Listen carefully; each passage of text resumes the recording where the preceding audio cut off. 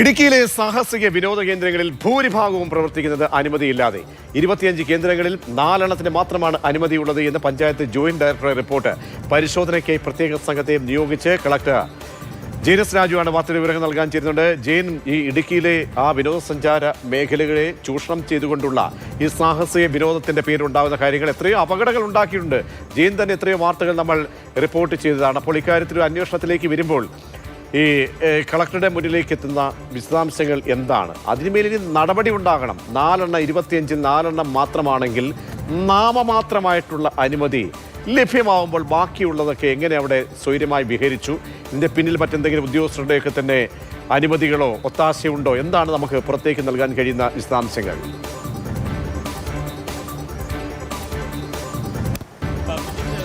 മാസങ്ങൾക്ക് മുമ്പ് sky dining ആനച്ചാലിലെ sky ഡൈനിങ്ങിൽ വിനോദസഞ്ചാരികൾ കുടുങ്ങിയ ഒരു സംഭവം ഉണ്ടായിരുന്നു.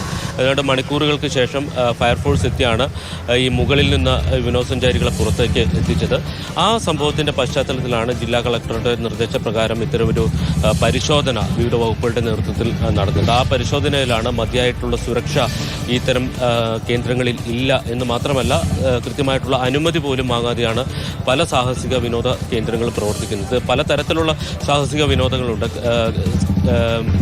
ഹോട്ട് ബലൂണുണ്ട്, അതോടൊപ്പം തന്നെ സിപ്പ് ലൈനുണ്ട്, അതോടൊപ്പം തന്നെ വാട്ടർ ബോട്ട് ഉൾപ്പെടെയുള്ള അത്തരം വിവിധ തരത്തിലുള്ള സാഹസിക വിനോദങ്ങളാണ് ഈ മേഖലയിലുള്ളത്.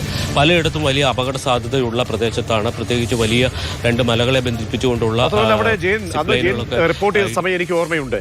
അവിടെ കുഞ്ഞുങ്ങളെ പോലും അവിടെ മണിക്കൂറുകളോളം അവരൊക്കെ ശ്വാസമടച്ചിങ്ങനെ നിൽക്കുന്ന അവസ്ഥയാണ്. രക്ഷപ്പെടുത്താൻ കഴിഞ്ഞത് തന്നെ വലിയ ഭാഗ്യമായി കരുതുകയാണ്. അപ്പോൾ ഇക്കാര്യത്തിൽ ഇവർക്കെതിരേക്ക് നടപടി എന്ത് നമുക്ക് പ്രതീക്ഷിക്കാൻ കഴിയുന്നുണ്ട്? അങ്ങനെ ഒരു നടപടിയിലേക്ക് കളക്ടർ പോകുമോ? ജില്ലാ ഭരണകൂടം പോകുമോ?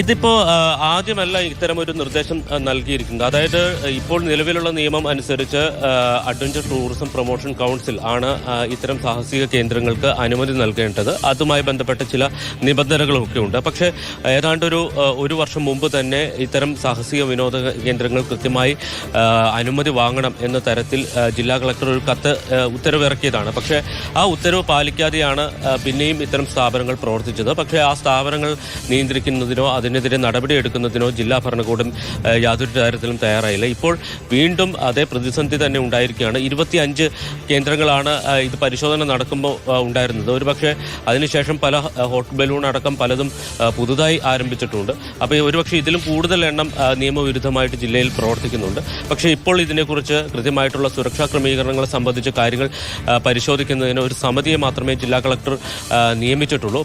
അതുവരെ ഇത്തരം സ്ഥാപനങ്ങളുടെ പ്രവർത്തനം നിർത്തിവെക്കുന്നത് അടക്കമുള്ള നടപടികളിലേക്ക് പോകേണ്ടതാണ്. പക്ഷേ അത്തരമൊരു നടപടികളിലേക്ക് ഇതുവരെ ജില്ലാ ഭരണകൂടം പോയിട്ടില്ല. കാരണം ഇത് ആദ്യത്തെ തവണയല്ല ഇത് സംബന്ധിച്ച നിർദ്ദേശം ജില്ലാ ഭരണകൂടം തന്നെ നൽകുന്നത്.